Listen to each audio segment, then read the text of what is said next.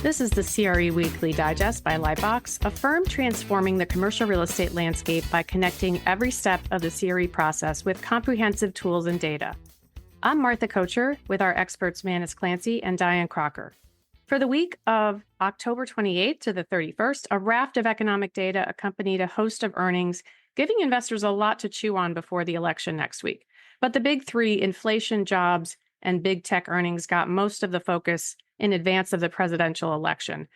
Manus, Treasury yields exceeded 4.3 this week as we wait for the jobs report. We've got the double whammy coming up of the election and the FOMC meeting. Is that what is driving yields up?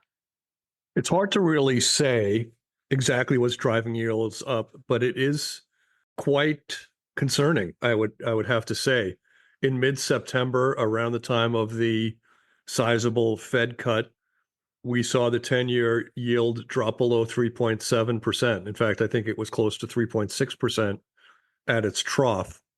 Since then, we've been marching steadily higher. I do think that there may be two things that are coming into play. One has been the stronger than expected economic data, better than expected GDP, stronger jobs numbers, and so forth. So that certainly has had an impact over the last 30 to 45 days. No doubt about that. But I also think perhaps people are coming to the conclusion that this runaway spending that we've seen over the last 6 or 7 or 8 years is not going to change going forward, regardless of who wins this election. And I do think that the realization that we're looking at $1 trillion to $2 trillion in deficits year over year over year is really starting to concern people. I think it's a combination of those two things, which is really pushing those yields higher. But there's no debate about one thing, and that is that when you start talking about 4.3 compared to 3.6, that commercial real estate types are less happy now than they were 45 days ago. Looking at the data that just came out this week in terms of this trio of jobs data, of GDP, of inflation, I think, despite the mindset that you just mentioned, Manus, which I don't disagree with, the data that's come out in the past week or so is very encouraging. And of those three, jobs, GDP, and inflation, I think the most important clearly is going to be inflation, meaning obviously if we start to see prices tick back up, we're going to have a different issue where the Fed is concerned, and we're going to have reasons for concern. If it keeps going down or at least remains in check and hovering around the 2% target, then obviously we can rest assured that rates are going to keep ticking downward. I keep hearing the term data dependent as the Fed's new term, meaning everything that comes out between now and the FOMC meeting in just a few weeks is going to really inform where they land. But it certainly seems like a quarter point is going to be the likely scenario. I also want to point out, Martha, yesterday, the Commerce Department came out with its data on GDP that it's expanding at an annualized rate of 2.8 in Q3, slightly weaker than where we were in Q2 at 3%, but it was above the projection. And that report came on the heels of last week when the International Monetary Fund came out with their latest global scorecard, and that upgraded the outlook for US GDP, which is projected to grow 2.5% this quarter compared to last year. The positive chatter coming out of these data really kind of runs counter to, I think, how folks are feeling about the economy when you're out there talking to them. And maybe that's a factor of the election and people feeling like prices are a lot higher than they've been. It just seems to, in my mind, like a disconnect between how people are feeling and what the data is showing. Do you agree with that, Manus? I definitely do. I think when you're talking about an unemployment rate, which is around 4%, which is quite close to historical lows. I know that we got to 3.4% at one point last year, and we were under 4% before the great financial crisis, that there is a bit of a disconnect. And the fact that we are at or close to full employment, you would think would have people feeling better about where they are today. I think what that underscores, though, is just how much inflation impacts people's psyches more than other things. That the routine of going to the grocery store every week and seeing that bill for $120 that used to be $90 weighs on people week after week after week. And I think what's lost on some market watchers who have said, well, yes, it was 9%, but now it's 3%, is if you were spending $100 2 years ago and we had a 9% year and a 3% year, your price, that basket is now $112, right? In aggregate, it's up 12%, even though it's 18 months later. I think the memory of most people is this used to cost me $100 and now it's 112. They're not thinking this is only 3% higher than 12 months ago. They're thinking this is 12% higher than 2 years ago. And I Right. think that is a persistent reminder over and over and over again. And that has, I think, worked to the severe detriment of the Harris campaign over the last couple months. It's just a more repetitive reminder of what we've gone through. But changing gears quickly, and I'll throw this back to both of you momentarily, is at this point, I've become a bit of a inflation bear, a little bit. For a long time, when it was 9% going to 8, going to 7, I did believe that the trajectory had been COVID driven. It had been driven by handouts, people having more money in their pockets. And once that ended, the trajectory was going to be lower month after month. And we did see that for a year or more. I am concerned now, and it's really driven by the Fed's 50 basis point rate cut, that the next move is going to be higher, that we're going to get into this renewed euphoria of people chasing stock returns, people chasing housing, all of that coming to roost in terms of higher inflation numbers 6 months or a year from now. Really hoping I'm wrong, but I can't ignore the fact that when we saw that real dip in the 10-year yield 45 days ago, people were racing in to buy homes, racing in to refinance their mortgages. And I do think that will have an upward inflationary impact for whomever wins the election on Tuesday. That's interesting. That's interesting. I hadn't heard that before. We'll have to circle back on that, a month or two from now and see how it pans out. I do think too that elections bring to the fore just that common refrain that we keep hearing, are you better off now than you were 4 years ago? And I think that's, to your point, really kind of fueling that sense from folks that, prices are still high. Yes, groceries are still costing more. And the nuances in the data that, certainly the three of us as data junkies are watching, a lot of the nuances are lost while overall spending could be accelerating. As we've talked about before, shoppers are being more cost conscious. Retailers like Dollar General are certainly performing a lot better than higher ticket retailers. We're probably going to spend for holidays, but maybe not so much at the Neiman Marcuses of the world. And we're going to be paying more attention to what prices are. So we'll have to see. I should be more precise in my remarks when I say I'm a little bit bearish on inflation. It's really tailored or tethered, I should say, to housing. Housing makes up such a big part of the number that if housing reaccelerates because rates come down and people start chasing and that pushes prices higher, that's where I become bearish. I completely agree with your point, Diane, that people are looking to spend less, and that does have a deflationary impact on the market. So it's really the housing component that makes me feel this way. The other thing that got a lot of attention this week was big tech earnings, which dropped this week. And there's a couple more that still have to report today. And so far, we've seen some mixed results. Yeah, it hasn't been a great week for tech. We saw Meta sell off after their earnings came out last night. We've seen some of the AI darlings like NVIDIA hard hit. AMD, another big chip maker, off considerably last night and today.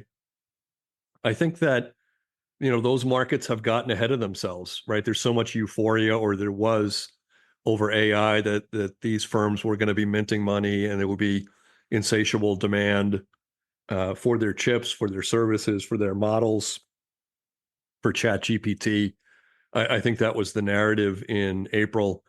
And now we're coming to a point where the numbers are coming out and people are being hit with the reality of the situation. And what is that reality? The reality is, yes, Mr. CEO at large bank or large data firm or big manufacturing company wants to use AI to improve productivity, but he's coming to terms with the fact that that AI may cost him $500,000 every 6 months or $1 million every 6 months. And I do think there'll be a lot of yin and yang going forward with this. I do think that people want to adopt it. I think they see it as a efficiency boost, as a cost savings, as an opportunity to build new products. But it's not cheap right now. And I think that that will be the sand in the gears for a lot of these people that are expecting to get rich off of AI. Yeah, there's definitely a recalibration going, and what you just said, Manus, reminded me of the word right sizing, which I heard this week in an interview with Mary Daly, the San Francisco Fed president. She used the term right sizing in talking about the 50 basis cut in interest rates, that the Fed was just right sizing after this period of patience and waiting for confidence to build. So, as I'm thinking about the tech earnings reports that came out in light of what you just said, it's like that sector too is right sizing after this period of making huge investments and overhiring a lot during the COVID period and just after. When I saw your headline about Alphabet, the parent of Google, which is now announcing that they're shrinking its office footprint in response to a need to fund innovation in priority areas. So they're backpedaling from the high growth ebullient stages of investment, and it's not dissimilar from what Facebook's parent Meta did 2 years ago when they also announced that they were shrinking their global office footprint. So it's an important stage, I think, of evolution, and they're all trying to figure out what AI means and where the opportunity is and where it's most prudent to focus their energy and their dollars. During the euphoric phase, there was an AI everything type mentality. We're going to apply it everywhere. And the truth is that there will be areas of AI for which you can get great productivity gains and will benefit your bottom line. Like this $500,000 every 6 months will be well spent. But there's other parts of it which do you really need, right? Do you really need to run through your existing marketing material or your product features documentation to make it better just because you have AI at your disposal now? Does that just become a cost or a toy, something you play with? And I do think that the day of reckoning is coming very soon where CEOs and CFOs will say, look, we want to do it where there's real benefit to be had in terms of our cost structure or in terms of opening new markets. But, Mr. Sales Broker, there's nothing wrong with you taking the last OM that you've written, taking it into PowerPoint, updating it yourself, and creating it new. Like, we don't need all this horsepower to do this today while it's costing us a fortune. Maybe in 6 months or a year when the costs go down, we'll adopt it. But so I do think there'll be a separation between cost benefit that will happen very, very soon. And I know we've talked about this before, but as these tech firms ramp up their investment in AI services, there's more focus on the energy issue and how we're going to power these data centers that are going to support AI initiatives. And we've seen more and more stories about that. The one that jumped out at me the most was a few weeks ago when they announced a plan to restart one of the 2 reactors at 3 Mile Island, and that was at the leading edge of efforts to greatly expand reliance on atomic fission to meet the growing power demands of homes and businesses and data centers. And now they're rebranding 3 Mile Island as the Crane Clean Energy Center. For those that don't know, this goes back to the 1970s or so. 3 Mile Island was a 4-letter word. It was a nuclear power plant where there was concerns about radiation leaking. There was a big investigation about whether it was real or not, or how concerning it was, how much had leaked out. They brought in a presidential committee to understand the issue. Protests were thrown. There were big concerts, no nukes, concerts with Bruce Springsteen and Jackson Browne and others saying we can't have this. And that goes back to probably the late 1970s. And now here we are nearly 50 years later where we've gone 180 degrees differently. And I don't know how you feel about this, Diane or Martha. I don't like to get opinionated on this very often. I kind of try to keep this either CRE or silly, but this one really sticks in my craw quite a bit, I have to say, that for the last 50 years, we've been told no nuclear energy. And as long as the beneficiaries were only going to be Joe Sixpack with lower energy costs, lower heating costs, lower air conditioning costs, the risks were too high, right? We can't do this, right? This is a bad idea. We're putting all of humanity at risk. And now in 2024, now that it's really important to Google or Amazon or Microsoft or others, oh, don't worry. Those last 50 years, everything we said to you, Mr. Joe Sixpack, no. We really need this now. And yes, it's safe. It's complex and we're not going to solve it here, but you're not wrong. And I mean, the other element of reinvigorating these plants that, as you said, were controversial back in the day is it's also a way possibly for states to meet greenhouse gas emission reductions, if you can believe it. So, I mean, if that doesn't seem ironic in the context of the historical context that you just brought to the surface, I don't know what is. Yeah, unless my soapboxing gets misinterpreted, I'll try to make sure. I've been pro-nuclear energy for 40 years. It is good for the environment. It does keep our prices down. It can power more electric cars. Things that we're now powering with coal plants can be powered with nuclear. So my only agitation about this is that like it's almost like we have two classes of citizens, right? When it's for the average American, where it could have been beneficial in 1995 or 2005 or 2015, it wasn't worth pursuing. But now we have big tech asking for it, and now it's all good. So that's a little irritating to me. But the soapbox is now being retired for the rest of this podcast. Really though? I don't think so. It's a very tired soapbox. It's every time I pull it out, it looks at me and says, "Not again, dude."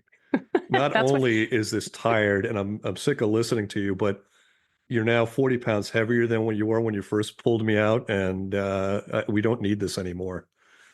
We'll see. Now let's go on to the Lightbox data dive. We had a bunch of our Q3 reports get released in the last week, and it covered the different areas that Lightbox tracks, which is appraisals, environmental due diligence, and capital markets and investment trends. We have a lot that we could cover, but we're going to summarize some of the takeaways we got. Yeah, I wanted to focus on one in particular, Martha, which was in the snapshot for capital markets and investment. I'm always interested to see what our data shows in terms of assets that are coming to market. And obviously the big headline maker in Q3 was the first interest rate cut by the Fed. And what our listings data showed was that the volume of assets being brought to market on the LightBox RCM platform increased by 12% in Q3 compared to 1 year ago. So that was an uptick that I think really signaled a willingness by sellers that was really largely absent in the market in 2023. And then second to that was that 66% of all property assets that came to market were either in multifamily, industrial, or retail. Multifamily had a strong lead with 35% of total listings, and industrial and retail had 16 and 15% respectively. So clearly, I think multifamily deals are getting a lot of attention. We've highlighted a number of them on the pod in weeks past. Related, I wanted to just point out, one of the exciting things about the Q3 snapshot reports is that we have a new Lightbox CRE Market Advisory Council. So we handpicked 12 experts from across the country in the investment and capital markets world. One that we talked to is Brian Doyle. He's the managing director of capital markets at CBRE. And his take on the key development in Q3 was that although the rate cut is going to get all the headlines, other factors like the reemergence of banks are tightening loan spreads and bringing us closer to neutral leverage for borrowers, and that will help buyers meet seller expectations and close the bid-ask spread between buyers and sellers. He said, we've been stuck in price discovery for almost 2 years, and that's what he sees as a really promising development. So in closing, Martha, I think the council overall really kind of reflected these growing signs of optimism, but still an overriding sense of caution and a relatively slow pace back into the waters of investment and shopping around. So the wheels are starting to turn, but I think that transition is happening very, very slowly. And we have our CRE activity index that'll be released early next week. a lot has changed since the last one. So, what are we thinking in terms of where it's going to end up? Yeah, October was a busy month. A lot of data came out. We had the second hurricane early in October. We'll see. The index in September, Manus, was 98.2. It was 89.9 in August. So where do you think we'll land in October? Sadly, I think we could see a little bit of a retrenchment here. I don't think it'll be catastrophic at all. We've seen, I think, 6 out of the last 7 months have seen an uptick. So market activity has been improving. So much of that, I think, is due to two factors. Factor number one is downturns only last so long, and now we're really almost 30 months into the CRE slowdown that started in 2022. The other is we had seen a real steady march lower of long-term Treasury yields from about 5% on the 10-year down to 3.6%. So I think that that was whetting people's animal spirits. I think that it helped more deals pencil. I think people wanted to get ahead of buying properties before cap rates started to compress. So I think that that has been a tailwind. I can't help but think that some of this reversion of the 10-year Treasury yield back to that 4.3% has put a little bit of that tailwind into the headwind category, that people are maybe tapping the brakes. I hope I'm wrong. I hope we see another strong week, certainly in our anecdotal coverage of things. When we look at sales every week, it seems to be quite strong. But if you come out with your numbers next week and they're 2 or 3 points lower, which is not a very big move, it wouldn't be shocking. Wouldn't be shocking, and we shouldn't freak out. And so we'll talk about it next week, and maybe we'll have a new president by then too. Or did you know for the week ties into what Diane was just talking about, the LightBox RCM property listings data, which if we look at deals that price below 20 million, that increased to 61% of total listings, which is a pretty big jump from a year ago. Yeah, and I think, those are the smaller kind of private capital deals. So they represented 61% of total listings. So I think it'll be interesting to see over time. And again, it won't be immediate, but as rates come down, do we in our data start to see the distribution by asset price category shift away from these smaller private capital deals toward larger institutional capital deals? We'll see. This comes from the Real Deal this week. I thought this was a really important number, and it may conflict with the way people are thinking about the market right now. But they reported that data in the Bay Area shows that this year there have been 54 office sales that took place through the first 3 quarters of 2024. That compares with only 30 deals that were done for the same time period in 2023. So we've seen almost a doubling of the number of office transactions, and that may create some cognitive dissonance for people. Everybody thinks the office market is on fumes, nothing is selling, and so forth. And the reality is lots is selling. A lot of stuff is selling. It just is not selling at prices that people are happy with, right? It's 60, 70, 80% discounts, but this market is not locked. It's unlocked. It's just real sticker shock when you see the prices. I don't know, Martha, if you want to get into what Bob Knackel was saying earlier this week when we went to one of his events. He was quite bullish on this market. He was. He said that the sell-off has begun. Right. He's he's an effusive guy to begin with. He's very enthusiastic, always upbeat, big Ranger fan. I'll throw that in as a parenthetical, just like I am. So another reason to like Bob. He was just saying, and his guest, Scott Reckler, big time property owner who sees the entire market nationwide across all major property types, was of a similar mindset that this market is starting to clear, take off, and that activity might really, really surge in 2025. In Bob's case, he was referring really just to the New York City market. In Scott's case, it was more of a national opinion, but both guys were quite optimistic in terms of the amount of velocity we'll see. And I failed to mention that if you want to receive a copy of any of the reports we spoke about, feel free to reach out to us at podcast@lightboxre.com. Those are free reports that we'll provide you, and happy to share them. Another story that I thought we should cover and provide some perspective on is the story that Bloomberg covered. And they actually did some analysis tied to SASB office properties. The analysis was done by Carmen Arroyo, Natalie Wong, Aaron Gordon, and Christopher Cannon, where they cite for the first time since the GFC, buyers of top-rated CMBS are suffering losses. So this will turn into a bit of an educational segment. Hopefully it doesn't get too dense for people. I'll go on for 3 or 4 minutes. Hopefully you'll learn something from this, but this will give you a sense of what we're talking about here. So when Bloomberg is talking about SASB deals, what they're talking about are bonds that are backed by a single asset or a single borrower. So it may be $800 million worth of bonds, some rated AAA, some AA, some single A, some triple B, that are backed by a property, perhaps a single office building in Manhattan or a shopping mall in San Francisco or a couple of hotels in Los Angeles. That's what single asset means. Now, when these loans were made, and this is just a hypothetical example, let's suppose a New York office was valued at $1.2 billion in 2019. $800 million worth of bonds were issued. People bought them, money managers, right? The kinds that buy commercial real estate bonds for their shareholders, their investors, people like BlackRock, Invesco, Fidelity, et cetera. They buy these bonds.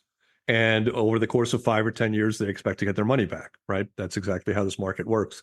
Now, you fast forward to 2024, the office market has seen a re-establishment of values. Those values are considerably lower than what they were in 2019, for example, in our hypothetical. So that $1.2 billion valuation on the Manhattan office might be $400 million today.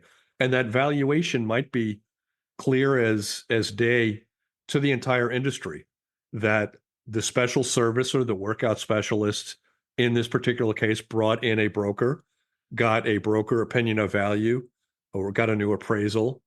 That new appraisal has been reported. That new appraisal says this property is worth 400 million, which means that instead of there being $400 million of protection, of positive equity protecting these bondholders, they're now underwater by $400 million. There's $400 million of negative equity, which means that bondholders are going to suffer losses when this property, or if this property does get sold for $400 million.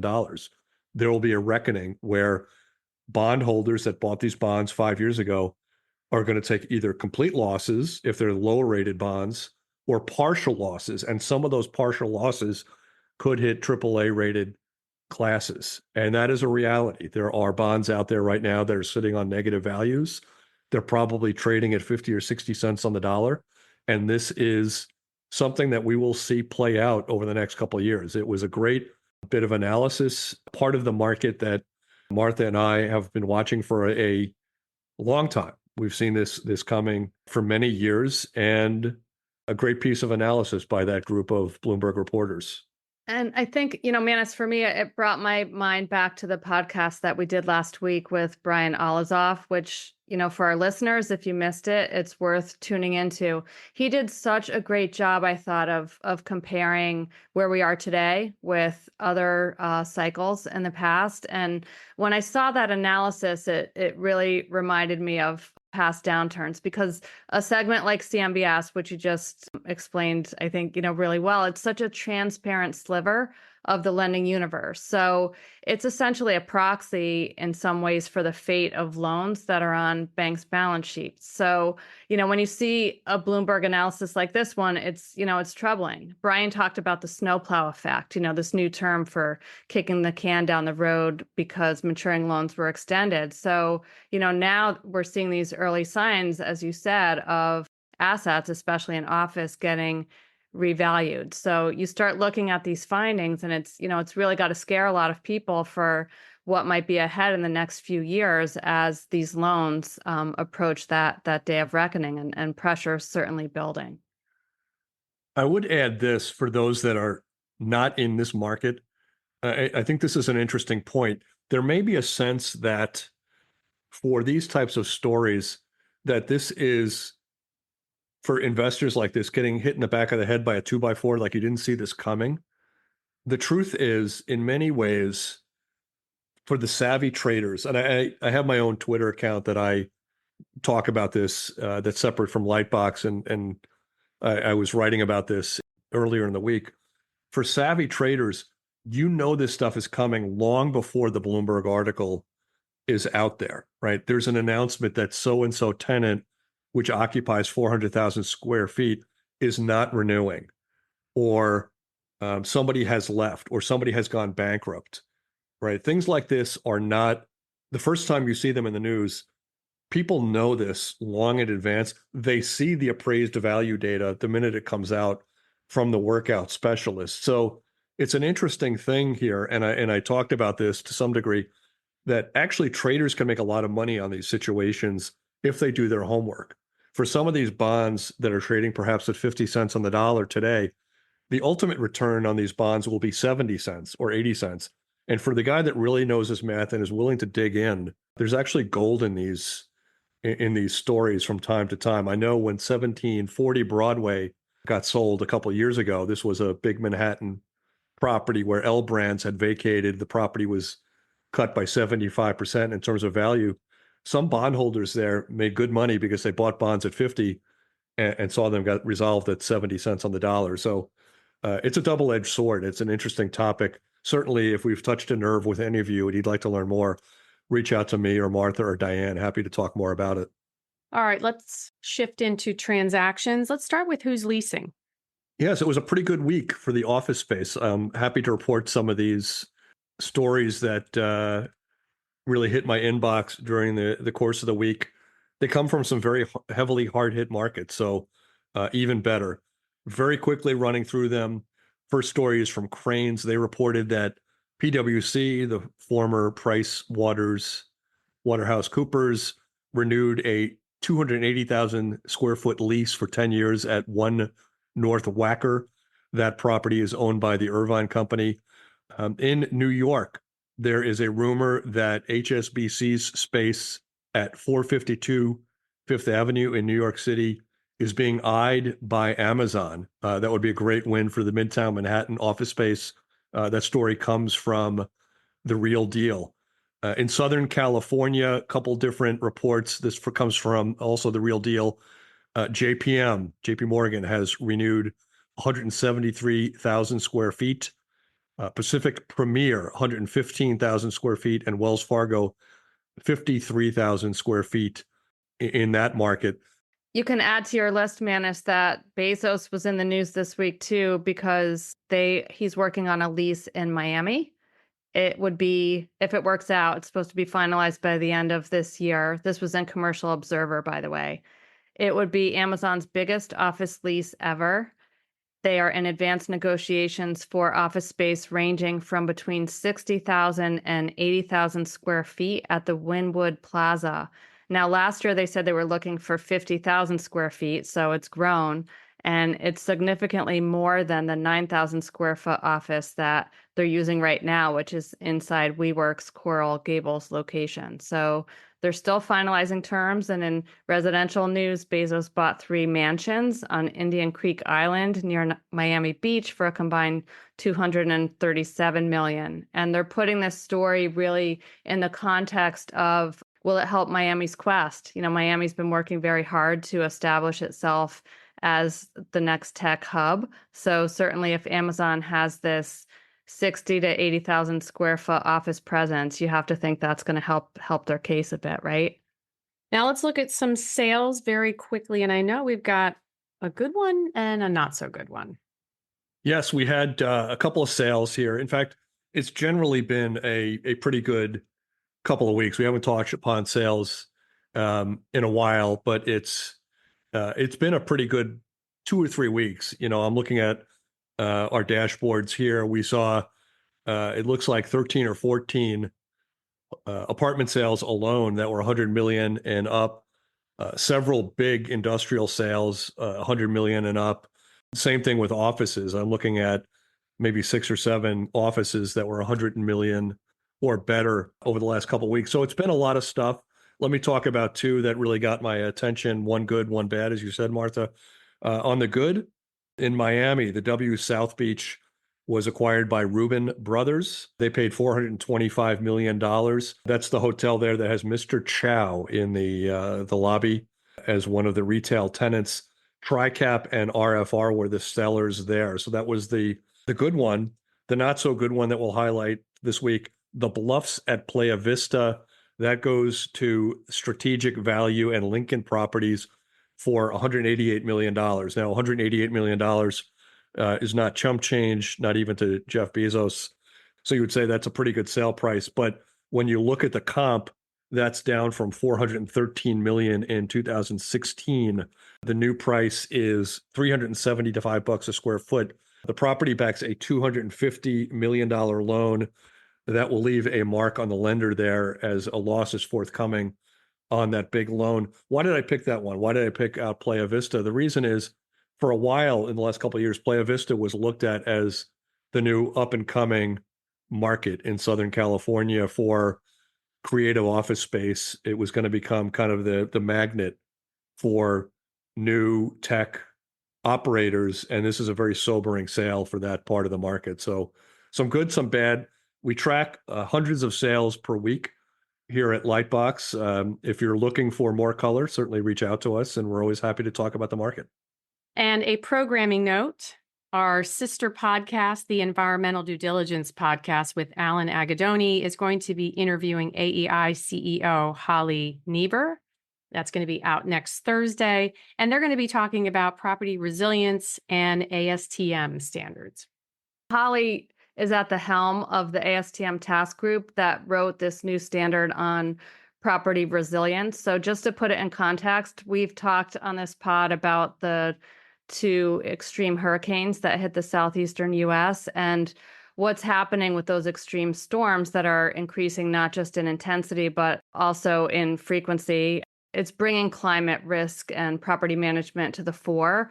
And this standard from ASTM has been a long time in the works with voices from across commercial real estate. And what they do is outline a process for environmental consultants to help their investor and lender clients assess a property's exposure to extreme storm events, to assess how resilient it is, and to lay out a plan for adopting mitigation measures to protect investment and make better decisions. So Holly did a wonderful interview with Alan, and it's definitely worth a listen at this important time in the market. We had a couple of stories for developing, but one we wanted to call attention to.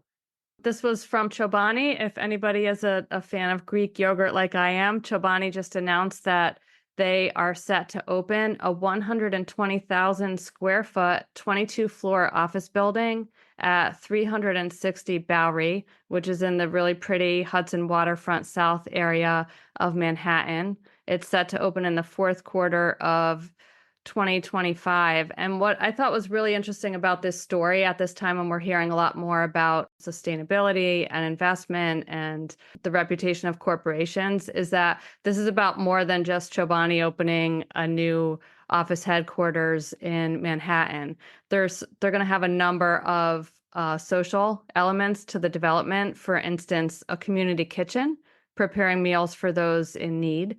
They're going to have an incubator lab for emerging NGOs and nonprofits focused on social impact, and then a network of over 400 major companies committed to helping refugees from countries in the Americas and Europe access local labor markets by assisting them to become job ready and connecting them to work. So it's about more than just good yogurt. It seems like they're really putting their money where their mouth is when they talk about social impact. So I'm happy that the provider of my favorite yogurt is thinking long term and has their heart in the right place.